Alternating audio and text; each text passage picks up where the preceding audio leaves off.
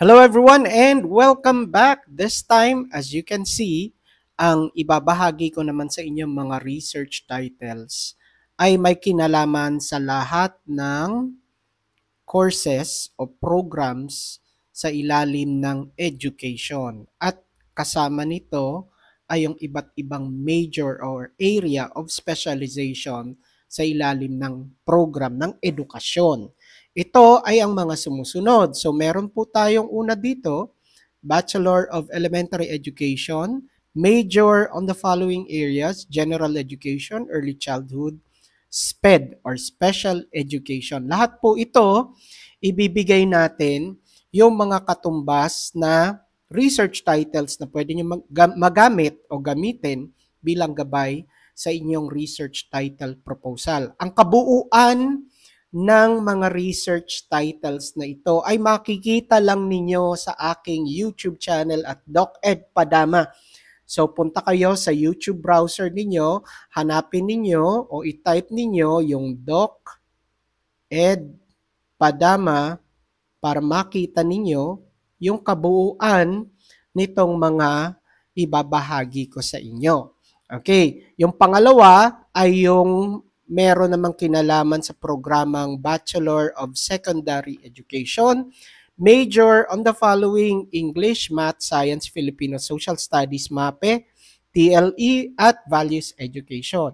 Bibigyan lahat natin yan ng katumbas na proposed research titles dito sa ating video. Yung pangatlo naman ay yung tinatawag nating Bachelor of Technical Vocational Teacher Education, major on the following areas: Industrial Arts, ICT, Information and Communication Technology, HE, Home Economics, and Agri-Fishery Arts. At yung mga natitirang programa ay ang mga sumusunod. Ito ay ang Bachelor of Physical Education or BPED, Bachelor of Special Needs Education, Bachelor of Early Childhood Education or ECED, Bachelor of Library Information Science, LIS, Bachelor of Science in Education, major in Religious Education. Ulitin ko, yung kabuuan ng mga research titles na ito ay available na sa aking YouTube channel at DocEd Padama. Huwag ninyong kakalimutang mag-subscribe sa YouTube channel natin and follow my TikTok account. Ganon din po yung pangalan niya, DocEd Padama. Simulan na po natin sa Bachelor of Elementary Education, major in General Education. Ito po yung pwede ninyong gamitin for Bachelor of Elementary Education, major in General Education. Ulitin ko, pwede nyo nang screenshot ito at pwede nyo gamiting batayan sa paggawa ng inyong research title. Yung kabuuan nito ay ibibigay ko kapag tayo ay nag-live sa ating TikTok account. Kaya mahalaga din na mag-follow kayo doon sa ating TikTok account. So ulitin natin, ito po yung una nating proposed research title sa Elementary Education, major in General Education. Yung susunod, ito naman ay sa Elementary Education pa rin, pero under ng Field of Specialization na Early Childhood Education. Ulitin po natin, itong mga ipinapakita ko na research titles o proposed research titles, pwede nyong gawing gabay. Pwede nyo lang palitan yung mga variables niyan. Pwede nyong gamitin yung issue na nandyan.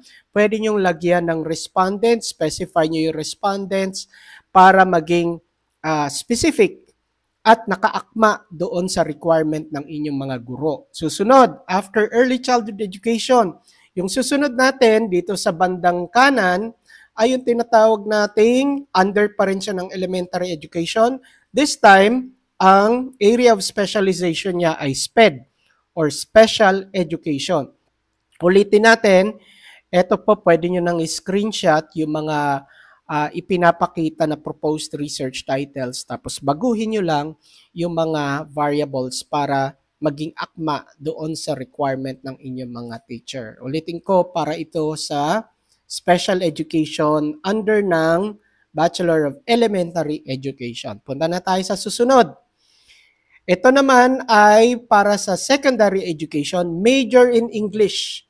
Para ito sa mga Bachelor of Secondary Education students na nag-specialize sa English. Ulitin ko, ito po yung mga pwede nyong gamitin. At kung gusto niyo makuha yung mga natitira pa dyan na nakatakip, ibibigay po natin yan kapag tayo ay nag-TikTok live sa ating TikTok account.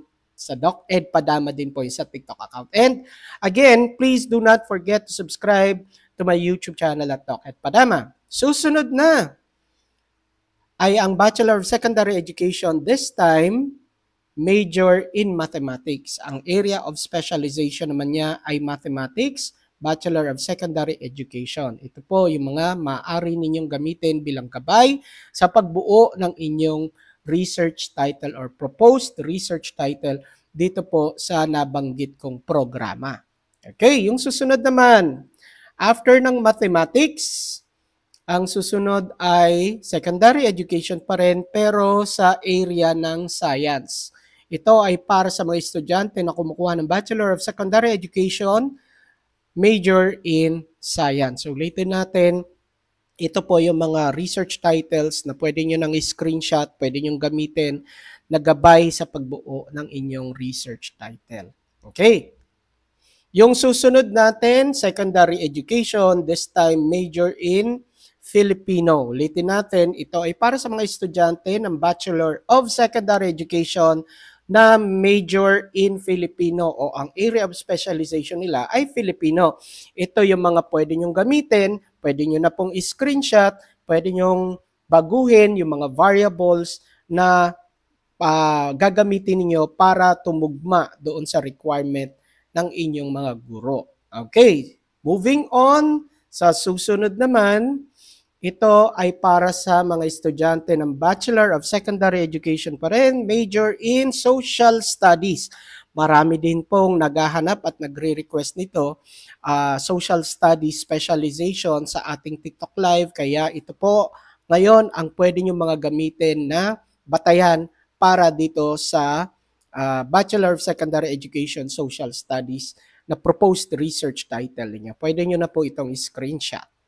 Okay, yung susunod, dito ulit tayo sa kanan. Ito naman ay Bachelor of Secondary Education, major in MAPE, Music, Arts, PE, and Health. Ulitin natin, para sa mga estudyante na kumukuha ng Bachelor of Secondary Education, major in MAPE, ito po ang pwede nyong gamiting batayan, gabay, sa pagbuo ng inyong research title sa ganitong programa, sa ganitong kurso. Okay, yung susunod po natin ay yung Bachelor of Secondary Education, major in TLE or Technology, Livelihood, Education. Ulitin natin, para sa mga estudyante na kumukuha ng Bachelor of Secondary Education, major in TLE, ito po yung mga proposed research titles that will serve as your guide in crafting your own research titles. Okay, pagkatapos niyan, sa ating susunod naman ay ang Bachelor of Secondary Education pa rin, major in Values Education. Ito naman ay para sa mga estudyante na kumukuha ng Bachelor of Secondary Education, major in Values Education. Ulitin ko, pwede nyo na pong screenshot ito, mas malinaw ito kaysa doon sa ginagawa natin sa ating TikTok Live. At para mas malinaw ang paggawa ninyo, mas klaro ang inyong pagbuo ng inyong proposed research title na may kinalaman dito sa field or area of specialization na Values Education. Susunod sa ating listahan ay yung programa na Bachelor of Technical Vocational Teacher Education. Okay? Ang major area nito or area of specialization is industrial arts. So ulitin ko, ito po yung pwede ninyong gamiting batayan sa pagbuo ng inyong research title under this program, the Bachelor of Technical Vocational Teacher Education, major in industrial arts. Moving on, doon naman sa susunod. Ito naman ay Bachelor of Technical Vocational Teacher Education pa rin, pero ang area of specialization o major niya ay ICT or Information and Communication technology. Zoom in natin. Ito naman po ang mga pwede ninyong gamiting batayan para sa pagbuo ng inyong proposed research title sa ilalim ng programa na binanggit ko under Bachelor of Technical Vocational Teacher Education, major in ICT. Okay, yung susunod po natin ay ganun din, Bachelor of Technical Vocational Teacher Education, pero ang major naman niya is under ng Home Economics. So ito yung mga proposed research titles na pwede nyong gamitin under ng Bachelor of Technical Vocational Teacher Education, major in Home Economics. Ito pong 10 na nakikita ninyo. Okay, moving on. Yan, medyo last 4 sa ating listahan. Kaya yung nasa listahan natin, i-cover natin lahat yan. So dito naman ay mga research titles ng BPED or Bachelor of Physical Education. So yung mga estudyante na kumukuha ng kursong Bachelor of Physical Education or BPED, ito ang mga pwede ninyong gamiting batayan sa pagbuo ng inyong research title sa inyong programa na BPED. Okay, susunod. Ulitin ko po, don't forget para makuha nyo yung ibang bahagi ng mga research titles natin, subscribe to my YouTube channel at Doc Ed Padama and follow my TikTok account dahil ibibigay po natin yan during our TikTok live or in one of our videos sa ating YouTube channel. So ito pong susunod natin ngayon ay under ng programang Bachelor of Special Needs Education. Bachelor of Special Needs Education.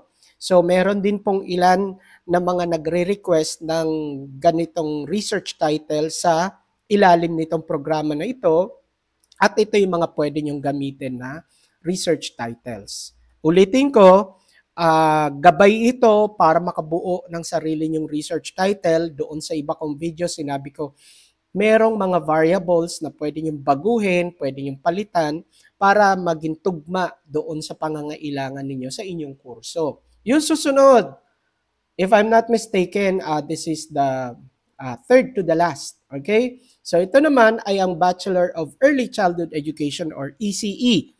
Ito ang mga pwede nyong gamiting batayan sa pagbuo ng research title under ng ECE or Bachelor of Early Childhood Education. Sunod naman, ito ay para sa mga kumukuha ng Bachelor of Library and Information Science or LIS sabi nila, Library and Information Science. Meron din mga nagre-request niyan sa ating TikTok Live. Kaya ito ngayon ang pwede nyong gamiting batayan para dito sa kurso ng Bachelor of Library and Information Science. Okay, I think this is the last one sa ating video para dito sa mga proposed research titles under the education program. Ito naman ay mga research title para sa Bachelor of Science in Education, major in Religious Education. Okay? So ito yung mga proposed research titles na pwede nyong gamitin. Ulitin ko, zoom in natin para ma-screenshot yun na mas malinaw. Pwede nyong gawing batayan o gabay itong research titles na ito. Don't forget, change the variables para maging specific according to the requirement of your teachers. Ulitin ko po, don't forget to please subscribe to my YouTube channel para sa mga gagawin pa nating compilation ng iba't ibang program o kurso sa kolehiyo. Kasama na po dyan yung kurso sa senior high school. Meron na po tayong nagawa. Nandyan na, naka-upload na sa ating YouTube channel. Subscribe to my YouTube channel and follow my TikTok account at Doc Ed Padama. Maraming salamat po sa inyong lahat. Stay safe, God bless, and I will see you on our next video.